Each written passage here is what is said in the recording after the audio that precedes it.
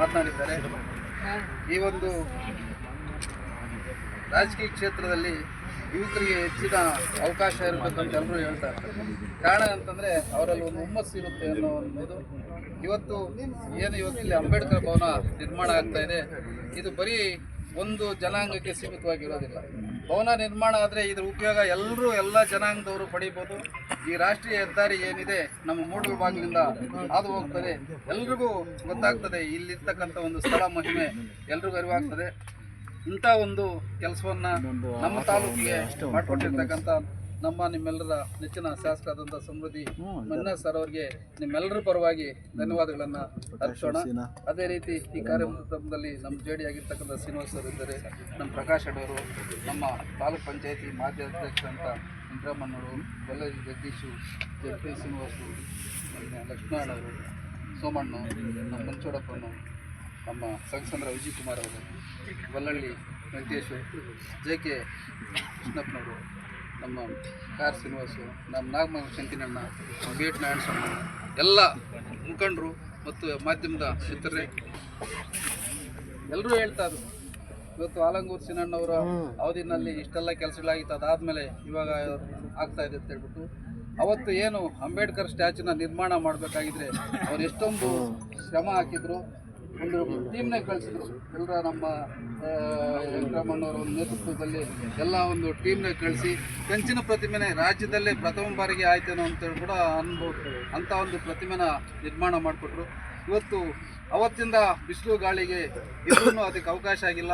ಇವತ್ತು ನಾವು ಹೇಳ್ತಾ ಇದ್ವಿ, ನಮ್ಮ ಏನೋ ಒಂದು ಅವಕಾಶ 15 ವರ್ಷಗಳಾದಮೇಲೆ ನಮ್ಮ ಸಮೃದ್ಧಿ ಮನ್ನರ್ ಸರ್ ಬಂದಮೇಲೆ ಆಲಂಗೂರು ಶಿವಣ್ಣನವ್ರು ಯಾವ ರೀತಿ ಒಂದು ಹೆಸರನ್ನ ತಗೊಂಡಿದ್ದಾರೆ ಆ ರೀತಿ ತಗೊಳ್ಳೋಕ್ಕೆ ಪ್ರಯತ್ನ ಪಟ್ಟು ಅವರ ಹಾದಿನಲ್ಲಿ ತಾವು ನಡ್ಕೊಂಡು ಹೋಗಬೇಕು ಅಂತೇಳಿ ಹೇಳಿದ್ವಿ.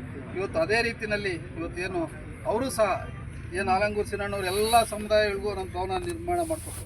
ಅಂಬೇಡ್ಕರ್ ಭವನನೂ ಚಿಕ್ಕದಾಗಾಯ್ತು, ಅವತ್ತು ದೊಡ್ಡದಾಗೆ ಮಾಡಬೇಕಂತಾದ್ರೂ ಅದು ಚಿಕ್ಕದಾಗಾಯಿತು. ಎಲ್ಲ ಜನಾಂಗದವ್ರಿಗೂ ಇವತ್ತು ಸುಮಾರು ಜನಾಂಗಗಳಿಗೆ ಅವರು ಸಮುದಾಯ ಭವನಗಳು ನಿರ್ಮಾಣ ಮಾಡಿಕೊಟ್ರು.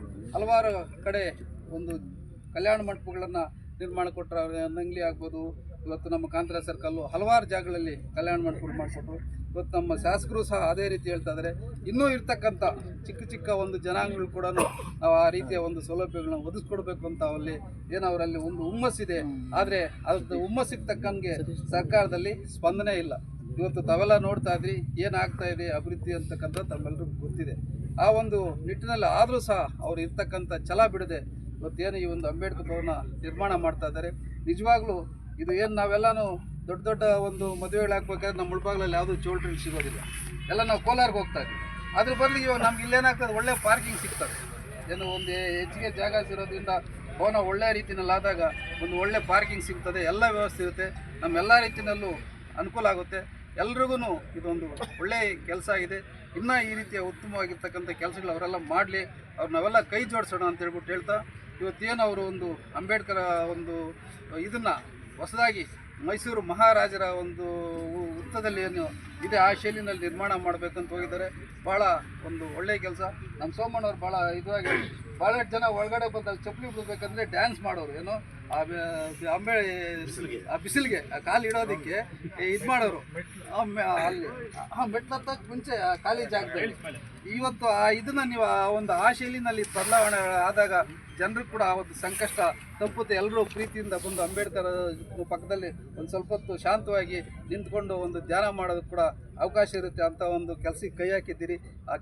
ಬೇಗನೆ ಅದೆಲ್ಲ ನೆರವೇರಿ ನಿಮಗೂ ಒಂದು ಒಳ್ಳೆ ಕೀರ್ತಿ ಬರಲಿ, ತಾಲೂಕು ಒಳ್ಳೆ ಹೆಸರು ಬರಲಿ ಅಂತ ಹೇಳ್ತಾ ಅವಕಾಶ ಕೊಟ್ಟಿದ್ದಕ್ಕೆ ಎಲ್ರಿಗೂ ನಾನು ಮಾತು ಮುಗಿಸ್ತೀನಿ. ಜೈ ಹಿಂದ್, ಜೈ ಕರ್ನಾಟಕ.